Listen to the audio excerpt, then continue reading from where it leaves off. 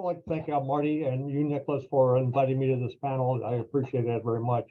Um, my area of specialty and what I'd like to talk about today is the need for commercial spaceflight training. Okay.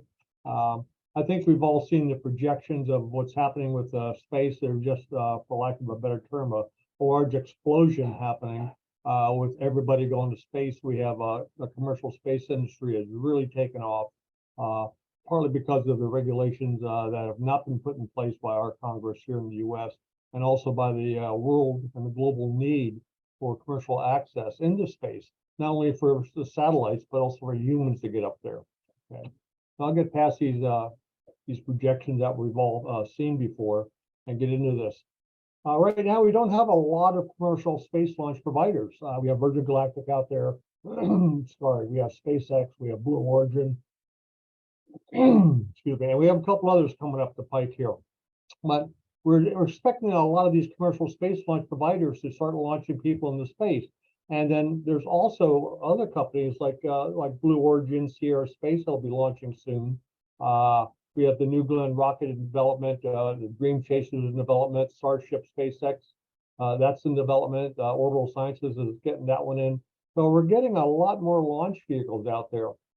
And what this means to the commercial space industry is that we're going to need a lot of training centers to train all these people that are going to space. And historically, the people who have gone to space have worked for the commercial governments, have been government astronauts, like the NASA astronauts. They all work for the United States government, basically. These were finally selected astronauts that spent years to qualify to go up to space, okay?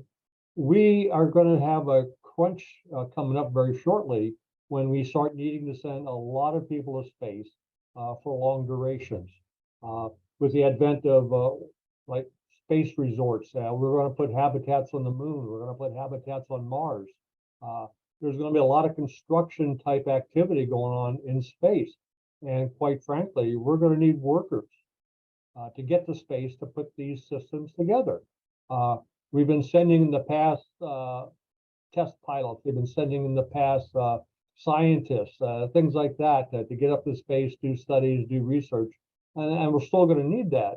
But we're also going to need to have people who can put the nuts and bolts of these space stations together and these space habitats together. Okay, and that's going to be a lot of people. The international platforms that are using to launch is only a few by some of the big countries. And they're going to be limited as far as putting launch systems into place.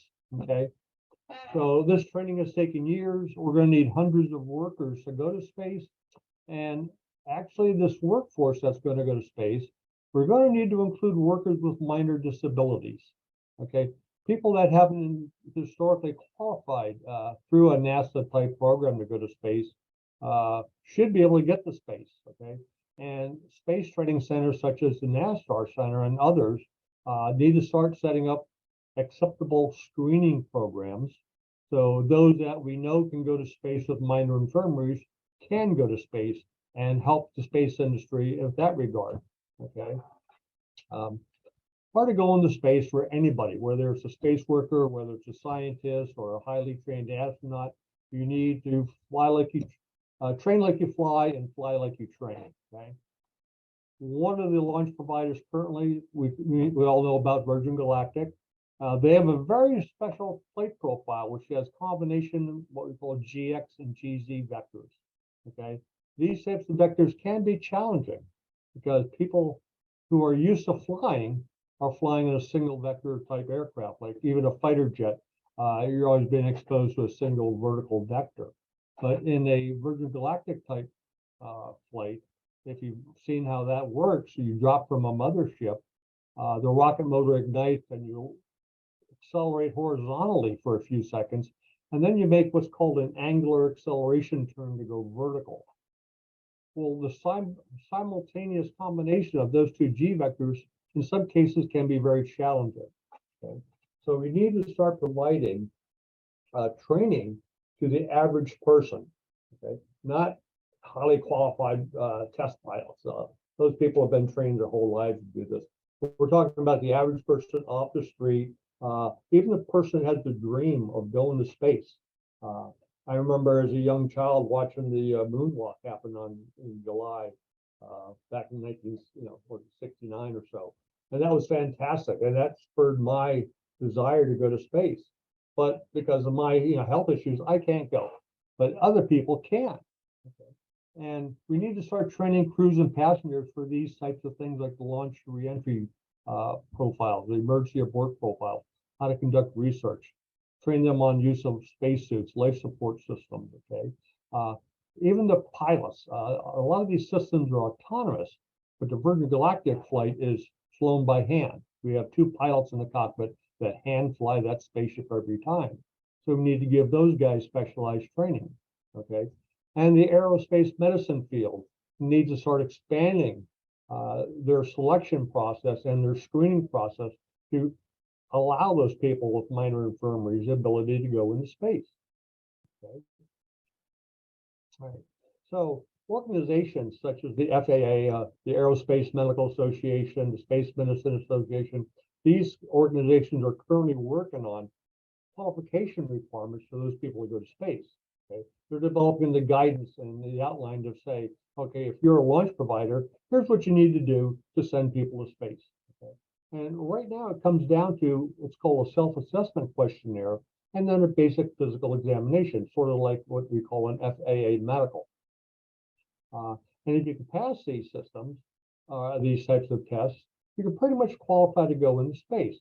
However, the only caveat to that is that you may pass from a physical standpoint, but you need to still obtain training from the launch providers on their specialized areas, such as how to ingress the cockpit, how to secure yourselves, what to do during an emergency, how to be able to self-egress out of that cockpit in the event of emergency. So things like that. Okay. So as I'm talking about this explosive growth and need for space workers to go to space and general population to go to space, the space tourism industry, we have space flight participants wanting to go into space. We're going to need a lot of training centers to be able to do the screening and do the training. Right now, and I'm happy to say this, but it's a double-edged sword for me.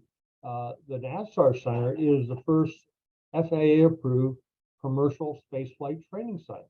Okay, but we are close to capacity, and as we continue to move forward in this industry, we're not going to have enough capacity to continue to train the people that need to go to space. Okay, and the problem with the training that we have a lot of aeromedical centers all around the world.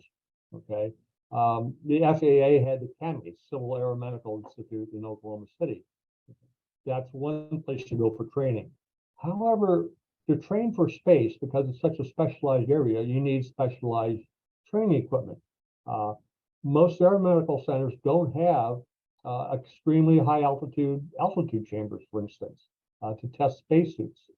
They don't have high performance human centrifuges that can replicate the G forces involved in a space launch. They don't have multi-axis G-producing disorientation trainers for the space pilots to train in. That's the drawback to having this. Okay, so you need to start having specialized ground-based training equipment to complement your training program and to assure that the people coming for training get the best training possible and that they're prepared to handle pretty much any emergency or contingency that may happen during their flight to space. Okay. This type of training, like cockpit ingress, egress, life support equipment, that's going to be handled by launch providers. Okay. So when I talked about high altitude chambers, there's a picture of one disorientation trainer. Now that's a multi-axis disorientation trainer you see. And at the bottom, you see a multi-axis high performance human centrifuge. Okay. We are fortunate enough, and you can see some of the pictures there. That top one is of the Inspiration 4 crew. We are the official space training providers for SpaceX. We're the space training provider for Axiom Space. And of course, we're the official training providers for Virgin Galactic. And that very bottom picture that says commercial space training and medical screening. Well, there's two old gentlemen in the cockpit, but one of them is James Lovelock, British scientist who came up with the Gaia theory. During his training here at the NASTAR Center, he was 88 years old. And he qualified through our training program to be able to go into space. Now that picture was taken about 14 years ago, so he might have to come back and requalify. But Richard Branson's been through here. We've had the Inspiration 4 crew. We've had the Polaris Dawn crew. But we need aeromedical centers all around the world to be able to handle the rapid growth of the commercial space industry. Okay. And these training centers, these specialized centers, have got, in addition to doing training, because of the equipment involved and because of the skills of the personnel that not only do this training, but you can do this medical screening, you can do training of all kinds of people, not just space people, but military pilots, civilian pilots. You can do physiology testing, you can do research on people, and you can do research on not only humans, but also on LRUs or test boxes, satellites, small sats. There's a lot of CubeSats being launched, and all those can be tested in a ground environment. One of the unique features of having a centrifuge here is that the satellite providers, that when they qualify their CubeSat or their satellite to go to space, they go through a classical test program where they shake the item on a shaker table, they put it in an environmental test chamber, they put it through solar radiation thing, and it's a very lockstep type of process. And then what they do every time they uncover a weakness or a weak spot in the framework or the structure, they beef it up and make it stronger. That adds weight to the system. Okay, and we all know weight's the enemy of trying to get things launched into space. So what we're able to do here at NavStar, and if you have a high performance human centrifuge, is in that top right picture under the research title, you see there's a small shaker table mounted inside the training cockpit. We can provide the G profile of the launch vehicle and the vibration profile simultaneously. So you can actually put your system on there and that would be subjected to the exact same G forces and vibration levels that a space launch provider will subject your test unit to. That's a very rare and very unique type of test platform that not a lot of people can provide, but training centers should be able to do that. I want to run through a few case studies of what our capabilities are here and some of the people that we've trained. I already talked about Jared and Haley and Sion and Chris. These guys went through here about a year and a half ago. They went into space, did great. Okay, and now Jared's on another program with the Polaris Dawn crew, and they're getting ready to do. Jared's going to do a spacewalk.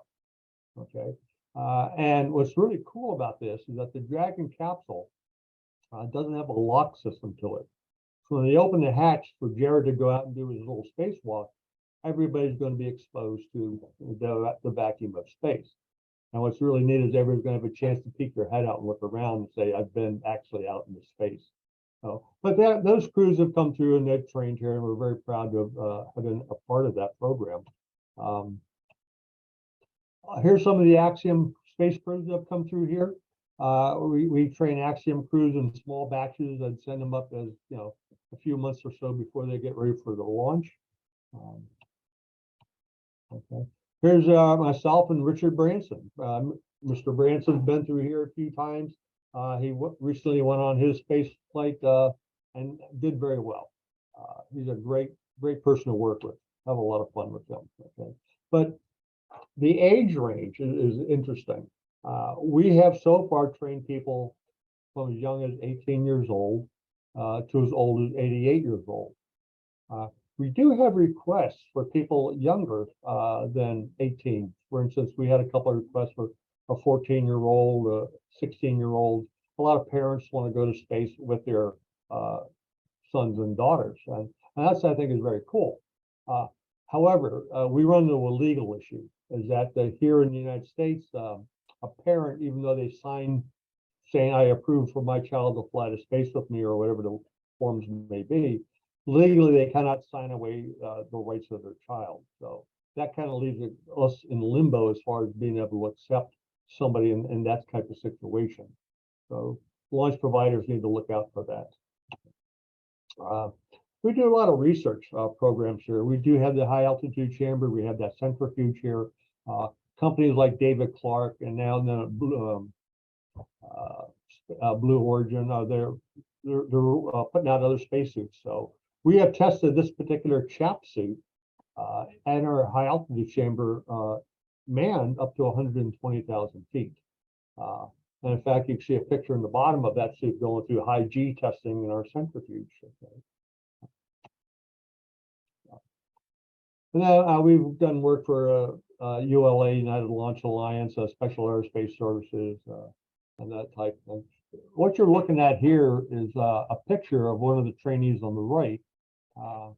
We've had to blur out some of the information, but what you're seeing is us monitoring the physiological condition of that trainee. And if you look closely at the zipper on his flight suit, you'll see some wires coming out. One of the very important aspects of our space screening program is that we can physically, medically monitor these people in real time. When anybody's under G forces, especially sustained G forces, all the organs in your body they hang. Basically, your heart hangs, your lung hangs, your liver hangs, all these things hang in your body. And when you're under 3, 4, all the way up to about 6 Gs, things start to elongate and stretch. And the heart can have a condition called an arrhythmia. And we can detect that that's going to happen because that could become a serious issue during a launch, okay, and even during reentry when they're subjected to the intense G forces. Okay? So these things need to be monitored, not only in training, but also to be used as a screening process. This picture is about my friend. His name is Juan Maggie. He's an Argentinian citizen who had polio, but he always had the dream of going to space. So Virgin Galactic called us and said, hey, can you train this person? I said, well, we give it a try. So Juan came in, we carefully medically monitored him. We put him through the 2-day training program, and believe it or not, against all odds, he passed, and we qualified him to go to space. However, as I said before, he might have passed our program and been physically able to get through our program, but he would still need to qualify for the launch provider's own training program of being able to self-ingress and self-egress in the cockpit. So those may become hurdles for people like Juan. Okay. One of the other great things is being able to medically monitor trainees and test subjects. Just because you have the desire, and I love that people have the desire to want to go to space, you still need to be medically qualified to go. And we're expanding that envelope of who can be qualified. One of the launch providers came to us years ago, and they were just starting out, and they had a business model, and they assumed that they could launch 50% of the general population and saying of America. Okay. And we have a standard bell curve of the population. You have a large health contingent in the middle, then you have the outliers on the edges of maybe they can and can't go. So they built their business model on basically a 50% population basis. We did a research study with almost 1,000 people going through this study. And there was a control group of very healthy people, and then there was a study group of people with all kinds of medical infirmaries. And when I say medical infirmaries, I mean people that had like diabetic pumps because they had severe cases of diabetes. We had people with implantable pacemakers. We had people with prosthetic limbs. We had all kinds of infirmaries like that. They were still functional. They still had jobs, still had a normal life, but they had these other issues. We ran them through our training program, and what we were able to see is that of that study, with 50% normal, 50% with infirmary, 98% of the population we figure can qualify to go to space. And what this means for launch providers is basically it's all about being able to sell tickets. Can we sell more tickets and get people to go to space?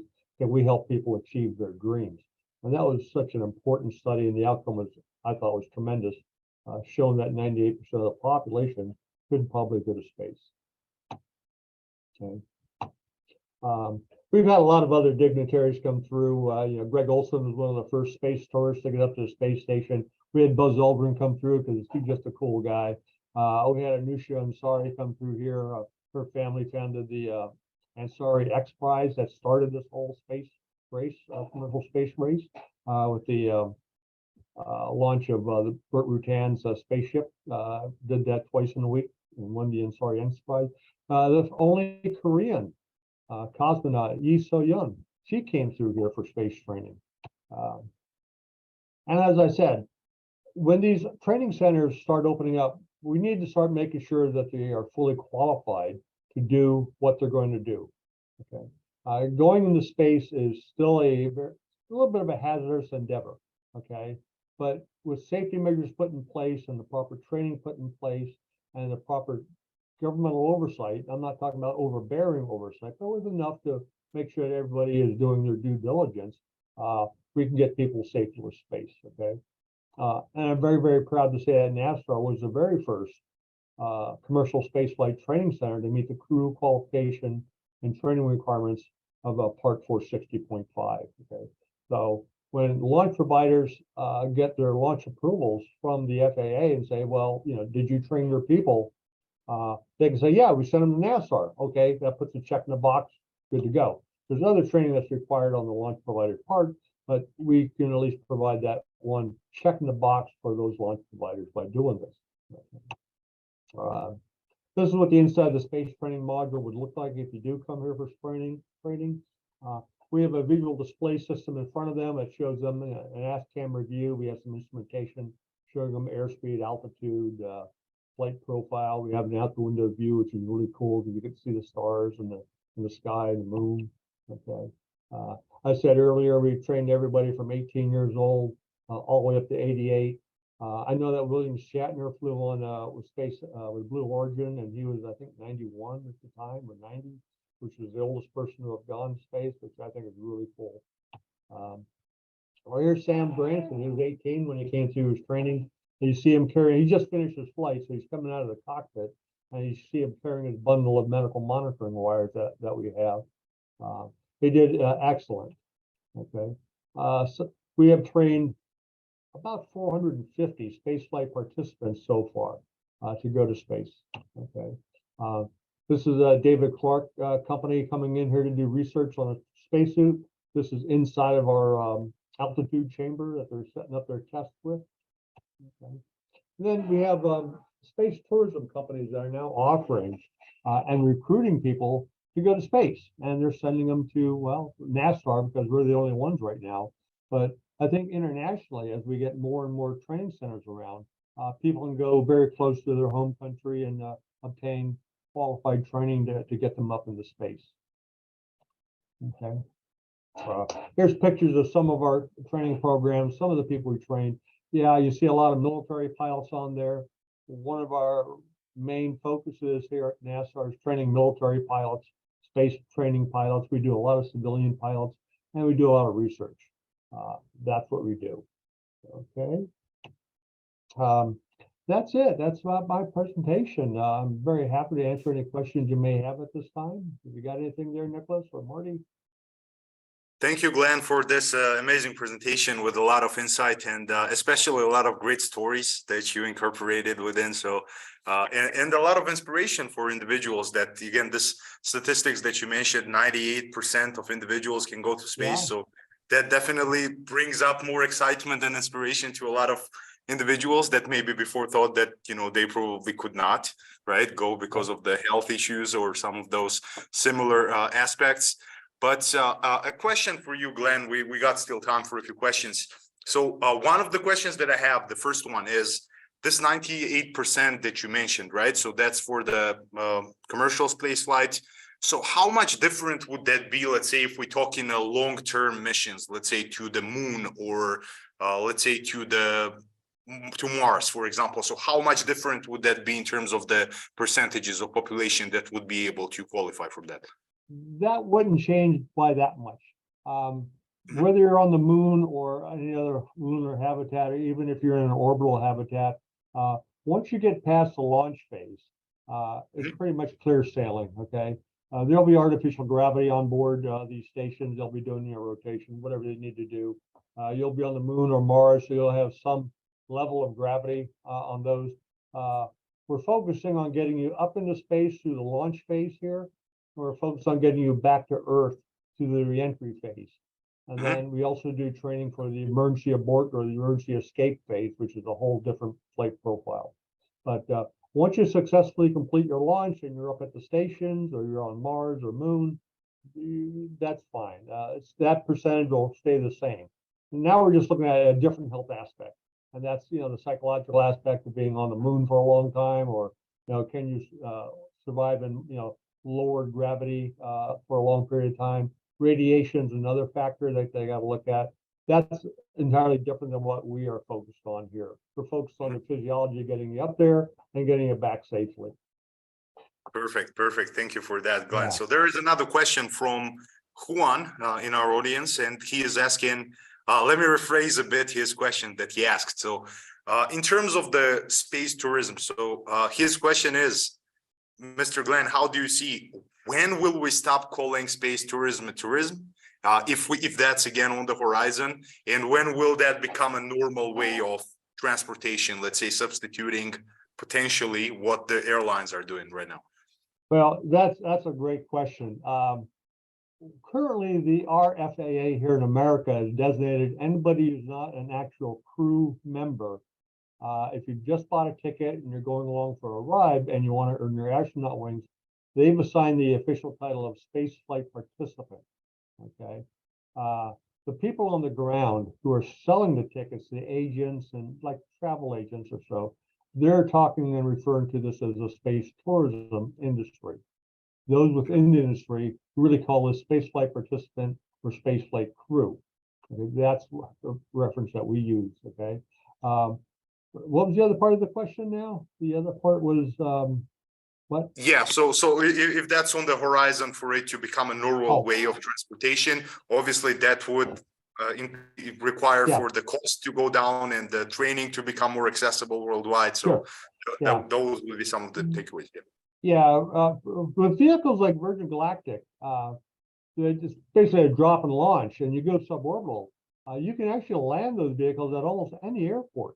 Okay, so going point-to-point transportation via suborbital, for instance, going from New York City to Australia in an hour, is entirely feasible, and that can happen. Would you need some type of training to endure that type? I would say yes, because this is not exactly like a commercial space flight. The G forces involved are, in some cases, might be more than some people can handle. Okay. People say, well, I like to go on roller coasters and I like to fly on aerobatic airplanes, and I've flown a couple of fast jets in my life. Those are different types of G forces that you've experienced. You haven't really experienced what's called a simultaneous or multi-vector G force, where you're getting both a vertical direction and horizontal direction simultaneously. That's an entirely different thing. I know a lot of people watch that movie Top Gun Maverick, and you saw these guys going under the G forces. That's a single vector type of application, and a Virgin Galactic type launch, that's a multi-axis application, which is very difficult to some people difficult to endure. Okay. Perfect. All right, Glenn. So thank you once again for the presentation, for the answers to the questions. Again, everybody who would like to experience again spaceflight training, or would like to apply for the training, or would be just interested to learn more or just cooperate with the NASTAR Center, there is a link that you can use to connect with the Glenn and send him a private networking request. So make sure to do so and to reach out to him. So